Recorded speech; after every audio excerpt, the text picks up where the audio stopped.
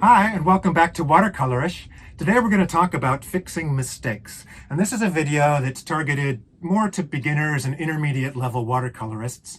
Although if you're an expert, you're welcome to stick around too, and I invite you to share your wisdom and experience in the comments if you like.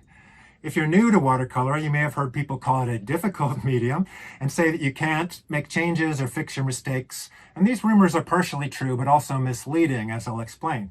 You may already know that I paint detailed and realistic watercolors like these paintings here and this larger one here.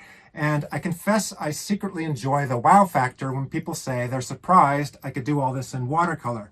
There's an assumption that it requires doing all that work without making a single mistake. And well, here's another secret. That's not at all true. I screw up all the time. But there are some tricks you can learn to recover from your missteps, and I'll show you a couple of these in just a minute. The one thing you can't easily do in watercolor, as you probably know, is you can't conceal your previous work by just painting over it. That's because watercolor paints are transparent, as you see in this ugly sample painting, and also because any watercolor paint you're trying to cover will redissolve and bleed into the new paint. If you try going light over dark like this, you're likely to end up with a dismal, swampy mess. So let's just agree to never do that. But we can take advantage of the fact that our paints are water-soluble to fix problems that arise. So let's walk through a few examples of that. You can see the outlines of these objects are crisp and clean, but they weren't always like that. I mask all these foreground areas with drafting tape and cardstock in order to paint the background all at once with large brushes, and there's always a risk of some seepage under the tape when I do that. So let's start with the simple case involving that top center flower that you see on the left of your screen in this view, and then we'll move along to some more advanced tricks. You can see that my blue background color has seeped into that orange flower on the left side there now. So after it's completely dry, I just get that blue paint wet again with a small sable brush. Then most of the color lifts off when I blot it with a dry paper towel. The background here is Winsor blue and lunar black, which are both staining colors, so it takes a few repeats, and it's never going to disappear completely, but I can lift most of it off and then blend that whole area. Once that's dry, I go over the whole area once more with the same color of the flower, which is cadmium red and Winsor yellow, both of which are slightly opaque for watercolor, which is a huge help for us here. In the end, you won't see much of the original goof-up, just a faint ghost of it barely visible, which is usually as good as it gets. I like to say you don't get a complete second chance with watercolor, but you do get 1.5 chances, and that's usually enough. So let's talk now about some more advanced tricks, which we're going to need for the edge of this jar, where you see there's been a ton of paint seepage under the masking. It was a total tape failure, a masking fiasco, a major disaster, right? To clean this up, we're going to use these short nylon scrubber brushes from Creative Mark. They come in a variety of sizes, but for this problem, we're just going to use the number 2 size. We're also going to cut some small pieces of drafting tape to put around the bleed areas and protect both the darker background and some of the untouched white areas.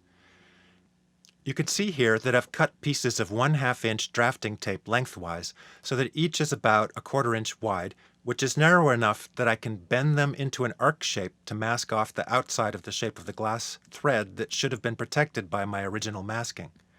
And I use my thumbnail to press down where the tape pieces overlap because that's where leakage is most likely to occur.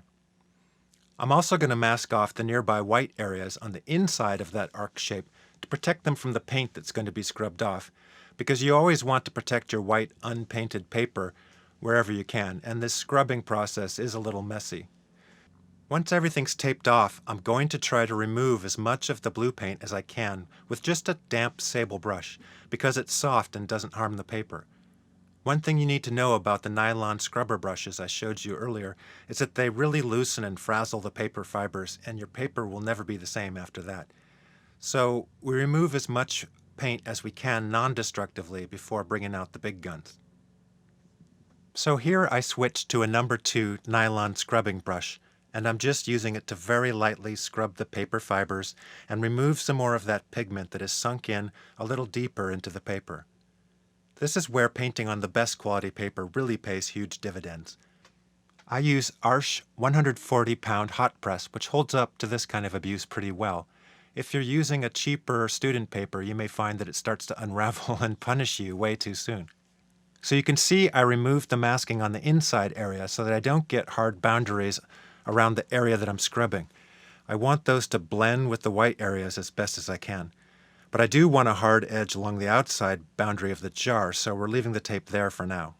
I'm drying the area I just worked on with a hairdryer on the low air, high heat setting so that it's completely dry before I move on.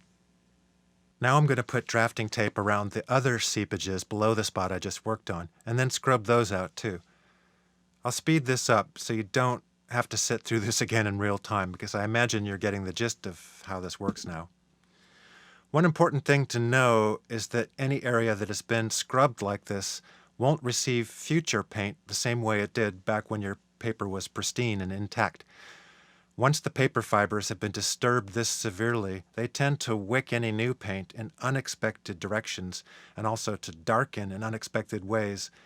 So you can do a few careful touch-ups over the scrubbed area once it's completely dry, but you won't want to resume working there as if nothing ever happened.